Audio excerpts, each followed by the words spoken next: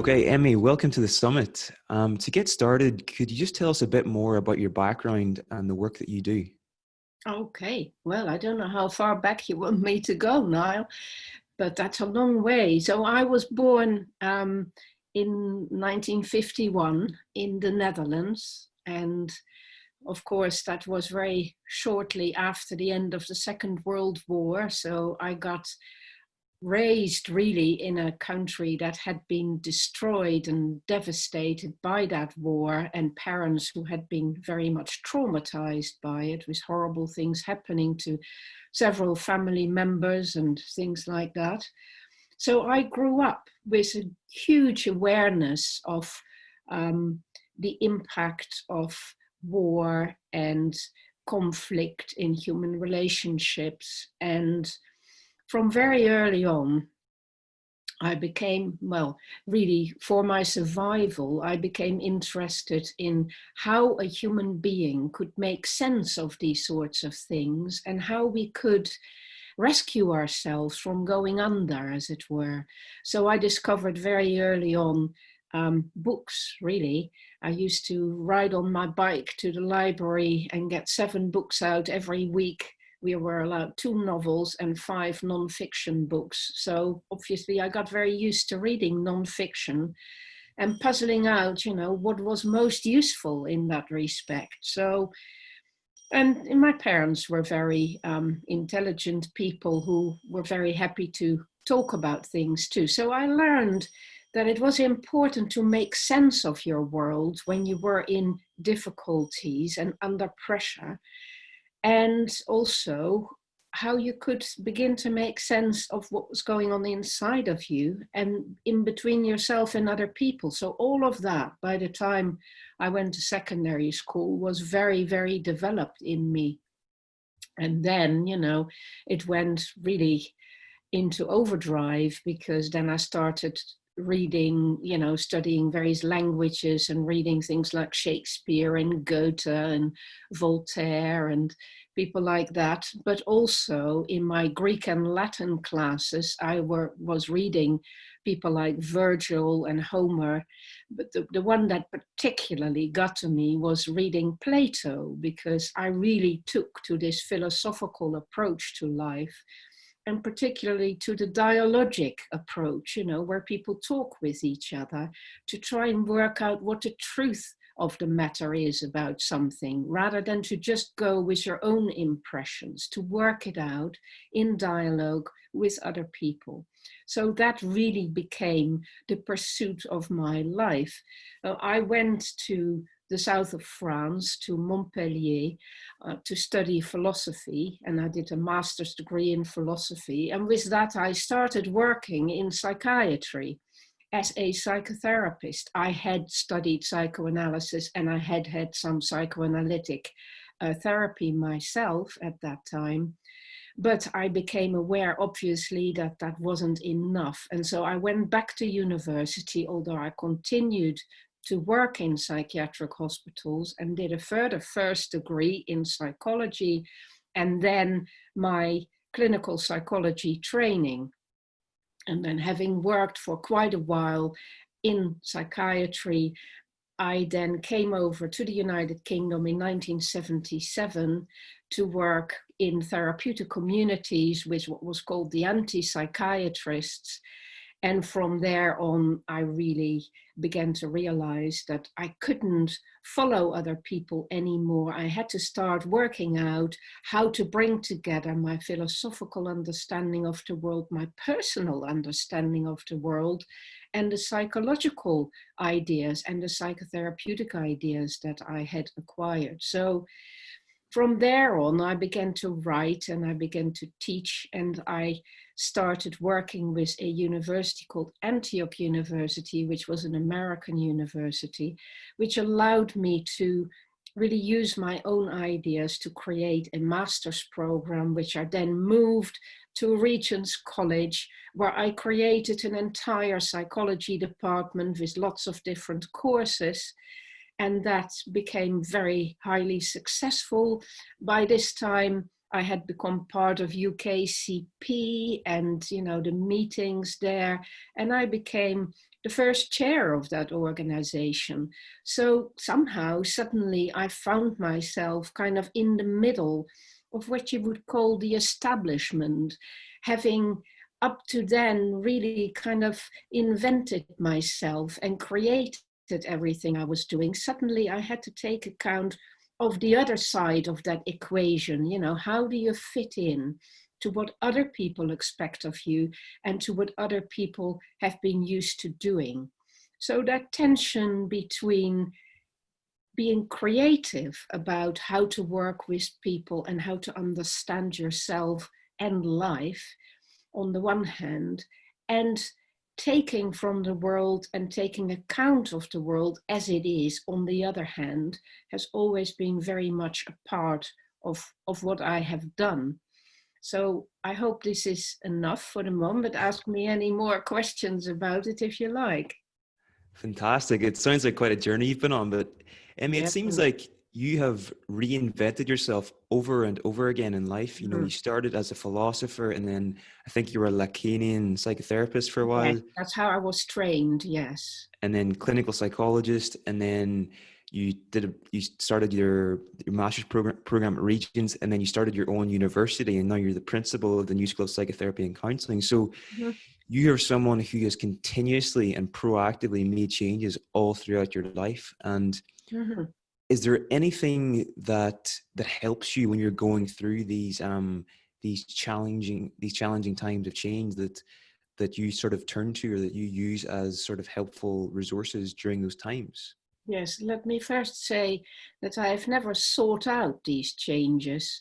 So I have only been happy to see how I could be creative about things when things have gone wrong for me. So I could tell this story by telling you a series of catastrophes that happened to me or difficulties that I encountered. And then you will see that it was out of those difficulties that I then invented a way of surviving and thriving. And that is really the trick.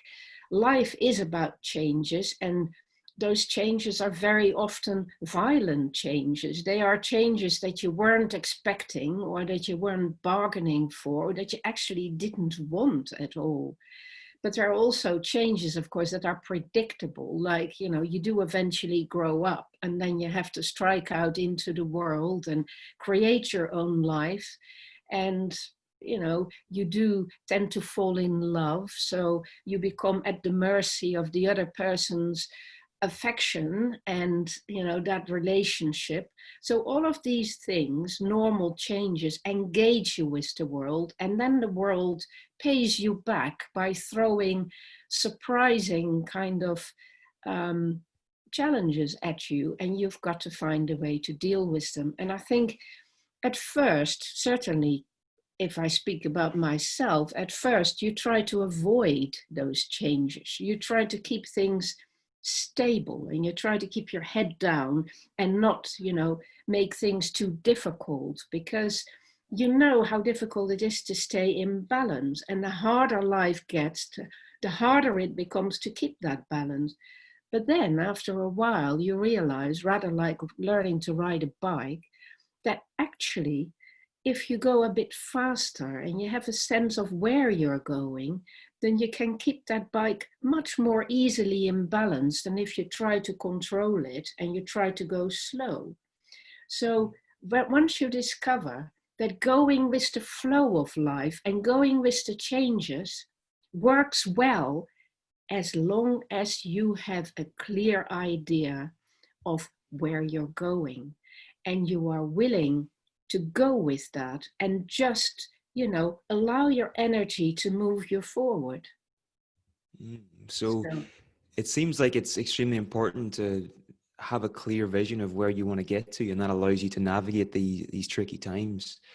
yeah. Um, so you're obviously an expert in existential therapy.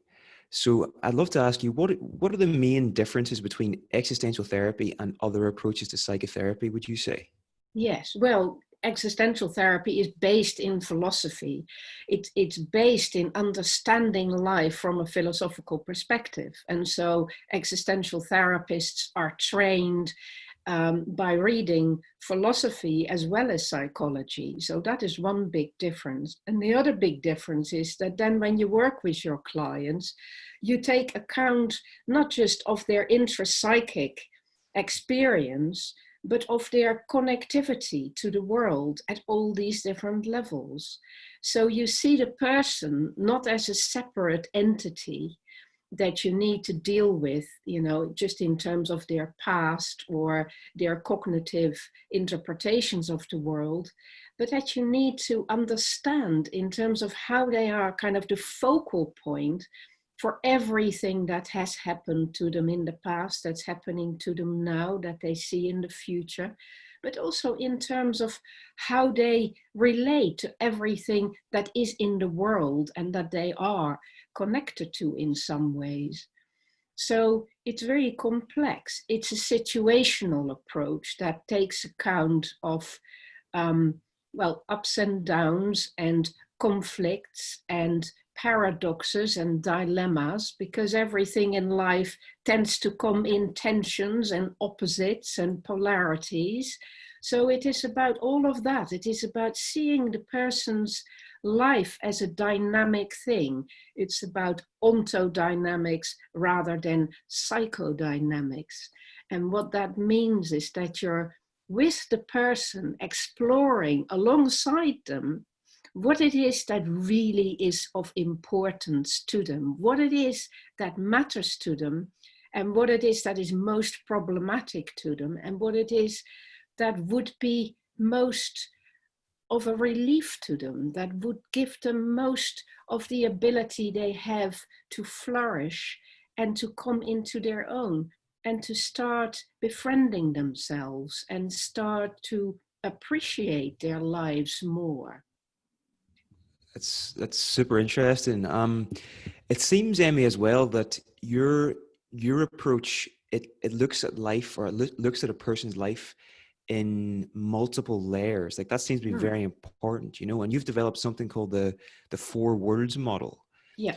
Could you maybe explain the model to us and how that works if someone is looking to apply it for making changes in their life? Yes, well, that model is, of course, well known. You know, there are lots of philosophers and lots of religions, indeed, that had fourfold views of the universe and of life. But I think where I have taken it more seriously or taken it more systematically than other people is that I have used that as a kind of structure to keep myself aware, not just of my own life, where I am and what I am doing, but also to kind of, it is instead of a diagnostic tool almost. It allows me to work out with some precision where a person is and, you know, how they're moving, what areas of their life they are excluding or ignoring or even denying, annihilating even, and what areas of their life have grown very large for them. So those 4 dimensions are, you know, recognizable to most of us. Although most people, if they have that kind of model, they tend to have 3 layers. They tend to have the physical, the social, and the personal, or the psychological.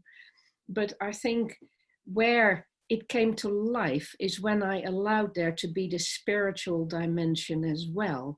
And a lot of people at first thought, well, yes, we're all bodies in a physical world. We're all kind of egos in a social world with other people. And we all have a self and a sense of our identity. But spirituality, oh no, that's just for people who are religious. Far from it, far from it. That is one of the most important dimensions of all of our lives, because it's the dimension of meaning making. You know, if at the physical level we relate as a body to an environment, that's all very concrete. If at the social level we relate as an ego to others, that we understand, because that's kind of, you know, our all of our relationships, which is much of what life is about, and that we relate to ourselves and kind of work out who we are and what our character is, also, is something that is familiar. But the fact that we all have ideas about the world, that we make meaning in life, that we have belief systems, that we have a worldview, that we have values, all of those things are so essential. But, it's invisible. This is about ideas. This is about a sense of our spirit, of our, some people might call it a soul even, but it is really about ideology. It is about meaning making, and we all do it. But most of us are not aware that we do it, and most of us are not aware that this is part of the problem. If we don't take ownership, if we don't take possession of that layer of existence, then we're really shortchanging ourselves, because that is where we can work with the change much more than at the other levels. That is where we make sense of what is happening.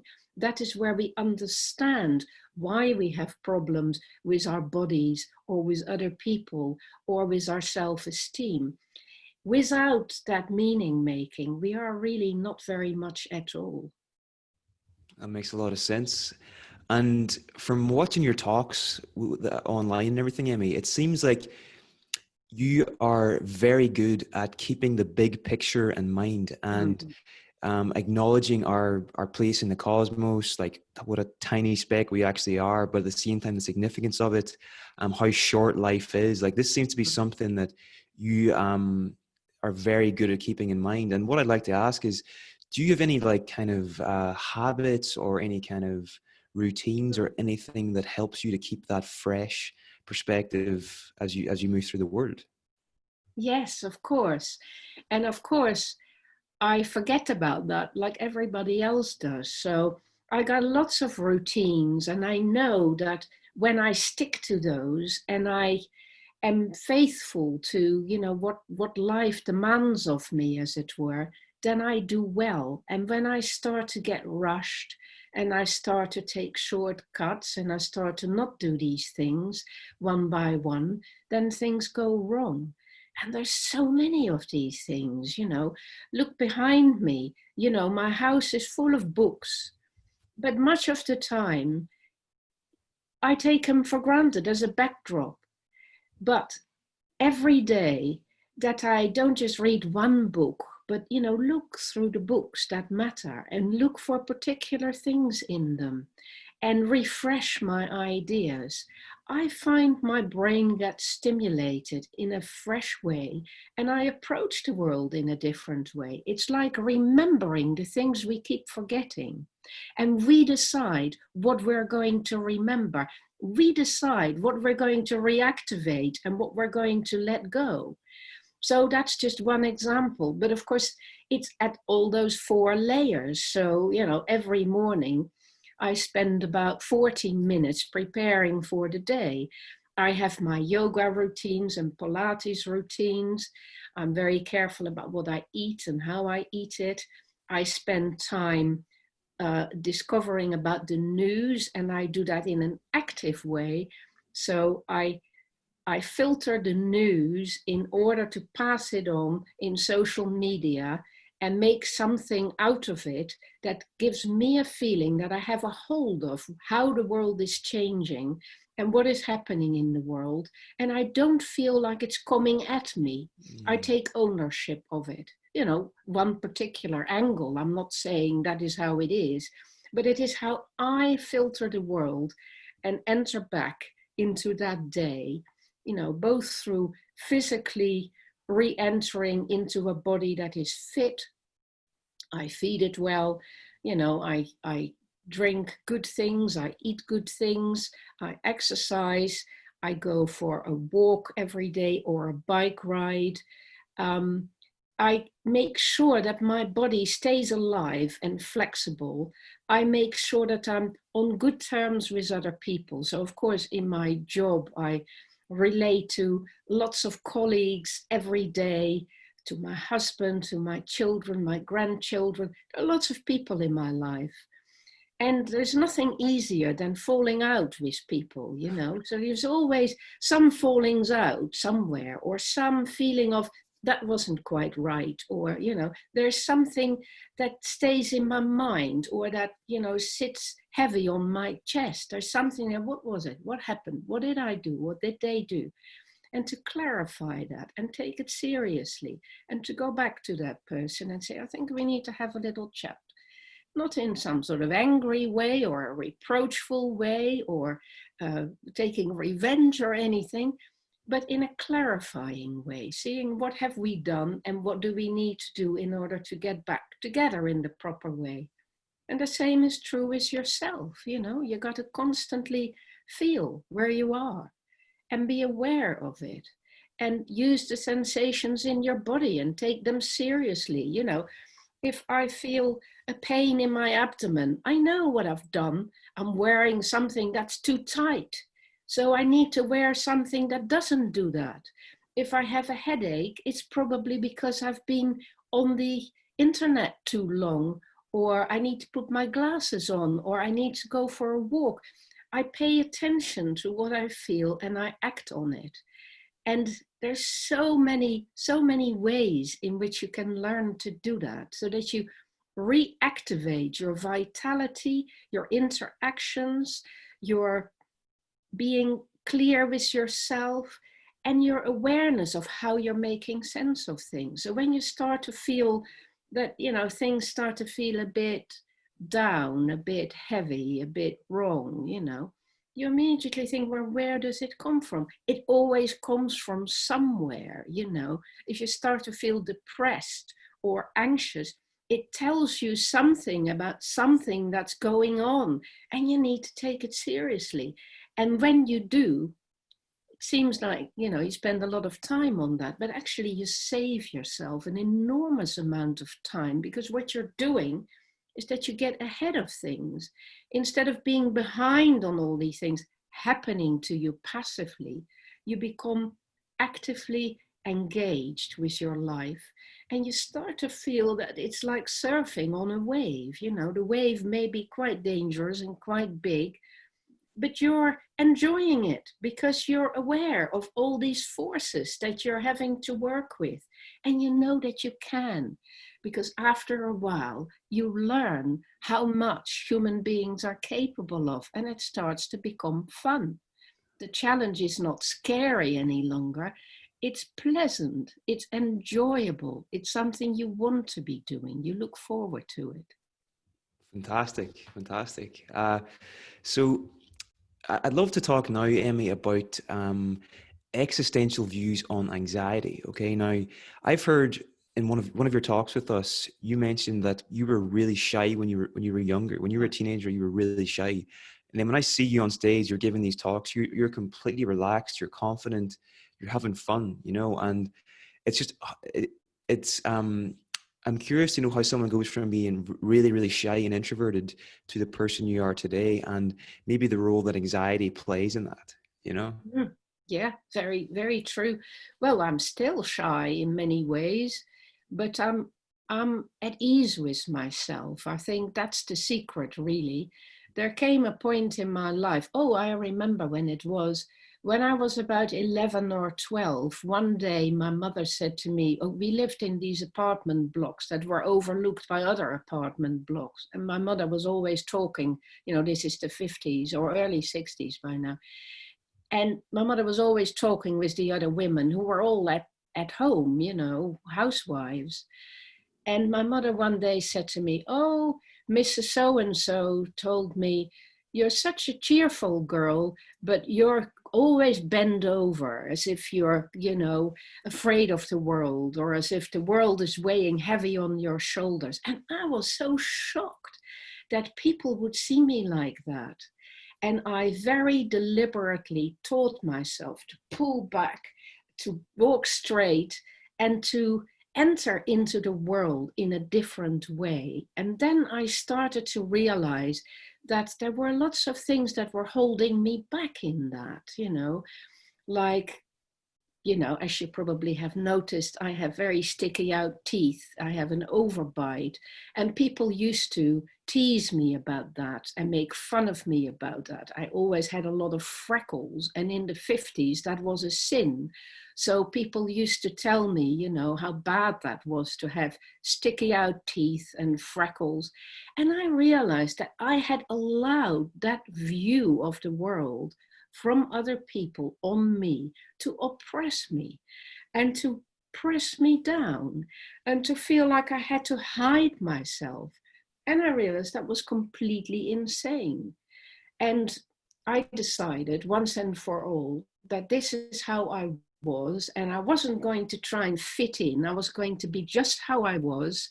And if the people didn't like me, that meant they were not worth having as friends. And if they liked me for what I actually was, then I would be open and kind and giving wisdom. And to make that distinction, allowing other people to decide whether they want to judge you or whether they want to approach you and get to know you, made all the difference. You don't have to be liked by everybody anymore. You can just like yourself, and then the other people who like you as you are will really be open with you too. And once you have that kind of exchange with the world, you know, it doesn't really matter anymore. You become more confident about who you are. So you still remain shy, because shyness, I think, is about being cautious in the world. And it's about sensitivity, and it's about vulnerability. It's about knowing how easily you can be hurt by other people or by situations. And therefore you learn to be cautious. But there are also situations in which, as you say, you can have fun and you can go for it and you can just enjoy because you have chosen to be in that situation, and therefore you can make the most of it. So all those things remain true at the same time. Mm. And with anxiety, is it something that we should actively embrace in our lives and seek out in a positive way to go towards the things Most we definitely. value? Yeah. It's the same sort of thing. So I learned a lot about anxiety, not so much from my studies, but from my reading of Søren Kierkegaard, the Danish philosopher. And he really understood something about anxiety, which is that anxiety is just the rising of your energy in the face of a threat or in the face of something that is calling out to you to do something about it. So anxiety is about the world being open. There is a vacuum, and into that vacuum, something is expected of you to do. And that, you know, brings your energy up. It gets it going. It's like you're getting wound up in order to be ready to fill that vacuum. And if you can see that there's plenty of you to step into that vacuum and make something of it, and that is a privilege. It is a privilege to be invited into a vacuum, and in that vacuum create something new or do something or produce something. That is a privilege. You know, it is a privilege to be talking to you. It is a privilege to give a lecture. It is a privilege, if you're a student, to have to pass an exam and being asked what you know about the world. All of these things are possibilities. They're an openness. And when you learn to recognize that your anxiety is simply your body getting ready to take charge of that process and to actually have enough energy and dynamism to do something with it, then you start to experience anxiety in a very different way, because you start to realize you need it. You need that energy. And very often now when I feel a bit nervous and I remember that, and I start to think, there it is, there's my energy. Isn't that wonderful? I don't have to do anything for it. It just happens. The bigger the challenge, the more the energy, because my body knows. In the same way, if I'm afraid of something, if I'm in traffic and somebody does something really stupid and I think, they're going to kill me, I get a shot of adrenaline through me, which is my body magically protecting me in case I get hit. And I'll be paralyzed. I won't feel anything. I know this for a fact because I've had accidents. And when you have an accident, you're just out of it. You go into a coma, you don't have pain. The body looks after you. Anxiety is another way in which the body looks after you. And you got to learn to accept that. And you got to take the gift and you got to make something of it. Anxiety is a gift. It is the proof that you are alive. The moment you don't feel anxiety anymore means that's the moment when you have deadened your life and you don't take any risks anymore and you don't open things up for yourself anymore. You just close it down and you go into hiding. Or, you're using some kind of substance to calm it down so much that you become completely enveloped by that. And you can't move and create anymore. You can't find out new things. You can't play with it anymore. I love that anxiety is proof that you're alive, and the quote that you mentioned, the Kierkegaard quote that you mentioned in one of our talks is, whoever has learned to be anxious the right way has learned the ultimate, or something like that. Absolutely, yeah, almost completely exactly right. Yeah. I think that's a And that powerful is thing to so keep in mind. wise, isn't it? He really, really got that. And it is true that understanding this about your anxiety and welcoming your anxiety is the same as welcoming your own presence in the world. It is the same as welcoming your possibilities. It is the same as accepting the invitation of life for you to step up to the plate and show your mettle, show what you're capable of doing. 100%. And as long as that thing that you're going to do, is something that is a contribution to the world and that is in some ways useful, helpful, or good to other people, you cannot go wrong. 100%. So Emmy, you've thought a lot about emotions, and you've developed something called the emotional compass, which views emotions almost as like a spectrum. So could you maybe talk us through this compass you've developed and how this can be a useful tool for someone that's going through a time of change in their life?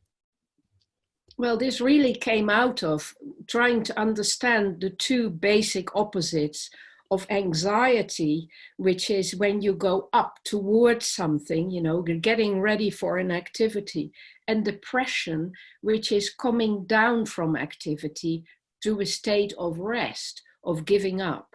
So anxiety is the upswing of our energy to achieve something that is of value to us. And depression is what we experience when we have to let go of something that is of value to us. And then I realized that you can actually fit in all the emotions that we experience on that scale, on that, compass. So I began reading a lot about emotions, and particularly Sartre's work about emotions was very helpful in that, because he understood this idea of active emotion, that emotion accompanies a particular orientation we have towards the things that matter and the things that we don't want, as it were. So Sartre was very helpful, but also Spinoza, because in Spinoza's ethics, he did the same thing. He understood completely that emotions are always about, rising towards what is good and coming down from what is good towards what doesn't feel good. And so you can see how it all fits in, anger, for instance, is sort of halfway down. It is when we are losing something that is of great value to us and we are angry about it, which is a movement of trying to retrieve this thing that is of value to us. It is again this your body giving you that energy of fighting for that what matters to you. But of course, very often it's counterproductive because A, you may not be entitled to the thing you want to get back. B, you may have done something to lose it and you need to let it go.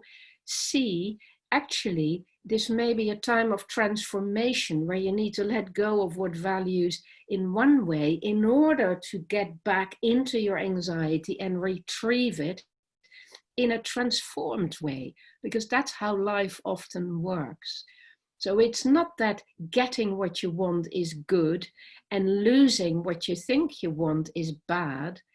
Both those things are equally important. We need to approach lots of times the things that are of value and keep doing that in so many ways, but we also need to learn to let go. So we need to get up in the morning and get ready to perform these tasks and do these things in order to achieve things. And at night, we need to give up and let go so that we can relax and release the energy and fall asleep. And so it is with our emotions, you know, sadness and sorrow have a hugely important role to play. We suffer so many losses in our lives, and we need to be able to be gentle on ourselves with those and allow ourselves to feel it and allow ourselves to let go of what we're losing. And then we can kind of keep something of it in ourselves, and we can also take from it, you know, the inheritance with us to climb back again towards something else, remembering what it is that is of value to us. So each and every emotion gives us a clue as to what it is that matters. And if we understand our emotionality, our feelings, our sensations, but also our thinking and our intuition, then we can get much better at feeling our emotions. And instead of being afraid of them or run away from them, we can work with them and they can become incredibly useful to us. Like the anxiety, every other emotion has a role to play in living a full and satisfying life. I think it's such a powerful perspective to have, because I think our culture is like overly obsessed with just being happy all the time. And Oh, that's, people make that a goal, just to feel the happiness as much as possible. And the problem with that very, is, very strange, because that's just one of the many, many emotions. And happiness can be so forced by people in that situation. And it becomes almost like a duty or an obsession. I think it makes it very difficult to be free in your life if you are obliged to feel certain things rather than other things. You got to be free in your emotions and allow every single one of them. And then you realize that emotions move around like that all the time. It's the free movement of emotions that is good, that allows you to live a good life. And forcing yourself into a mold with that is to really obstruct yourself and imprison yourself. You know, emotion, that's what it means. Literally, it means moving out, emoting. It means to move out of yourself into the world. So we need to understand how we are moving out of ourselves into the world and allowing it, rather than saying, I must move out into the world in this way or that way. And all these other ways are taboo. I mustn't do that. I mustn't be angry. I mustn't be too sad. I mustn't feel envy. I mustn't feel jealousy. I mustn't do this. I mustn't do that. Nonsense. Claim your emotions. Learn to befriend them. Learn to realize they're not your enemy and they're not dangerous. and what are the dangers of someone that is suppressing their emotions? Like what harm does that do to ourselves if we do that? Well, that is, of course, what we see a lot when we work in therapy. Most often, when people come to therapy, they have been through various oppressive situations or traumatic situations that they have then not really dealt with, and they have suppressed the emotions about that or their understanding about that and the significance of it in their lives. And so what they've actually done is to restrict themselves. So people are constricted when they come for therapy. They're typically either sort of hiding themselves away or hiding their light under a bushel or constricting themselves or trying to press themselves into a mold or denying themselves freedom or denying themselves the capacity to live and breathe and discover things. All these things happen to people. And what it does to you, in the short term, it makes you moody and upset and pissed off. And in the longer term, when you get even better at being nasty to yourself and suppressing this stuff, you know, it can turn into layers and layers of old stuff that really become almost impenetrable. And people begin to think this is their character, you know, oh, well, you know, I'm just like this, I'm temperamental, or, oh, I've always been a difficult sod, or, you know, people dismiss themselves. They come to hate themselves. They come to despise themselves. They feel they have to protect the world from their own feelings, their own deepest thoughts, so they can't share themselves with the world and they can't enjoy anything. And they end up, of course, looking for substitutes. So we know where that leads. It leads to all manner of addictive behavior, you know, people getting into gambling or people getting into sex in a really obsessive way, or people getting into drugs, or, well, alcohol is still the most frequent one sees. It's amazingly omnipresent, you know, it's incredible. But there's so many other ways in which people can mess themselves up, you know, just by hating everybody or by hating themselves or by messing up everything they do or every relationship they get into, going through the same hoops and the same loops and, you know, screwing it up over and over again. There are thousands of ways in which people make things harder for themselves. Definitely, definitely. So just a couple more questions now to finish up, Emmy. Are there any books you would recommend to someone who's interested in making some changes in their life? Yeah, well, of my own books, yes, I would always recommend Paradox and Passion, because that's quite a direct book about this sort of emotional stuff and about these tensions in life that we have to learn to work with. So yeah, Paradox and Passion, and probably Psychotherapy and the Quest for Happiness as well, Okay, which is a book I wrote to show that it isn't all about happiness, that it is all these other things that matter more in many ways. brilliant. Okay, so Emmy, where can people find you online? Twitter, website, where's the Yes, best place yes, people to I'm go? in all those places. So you can find me as at Emmy Zen on Twitter and just Emmy van Deurzen on Facebook. But unfortunately, my friends limit has been reached a long time ago, the 5,000 limit. But I have groups. I have a group on existential therapy. I have a group on counselling, psychology, and psychotherapy training. You can find me at the New School of Psychotherapy and Counselling. You can find my private practice at Dilemma Consultancy. You can find me on LinkedIn as well. Yeah, it shouldn't be too hard. I have my own website, which is simply emmyvandeurzen.com. Just Google me, really, and you'll find lots of things. Well, Emmy, it's been an absolute pleasure to talk to you. Thank you very much for taking the time to do the interview. I really appreciate it. Pleasure for me too, Niall. Take care.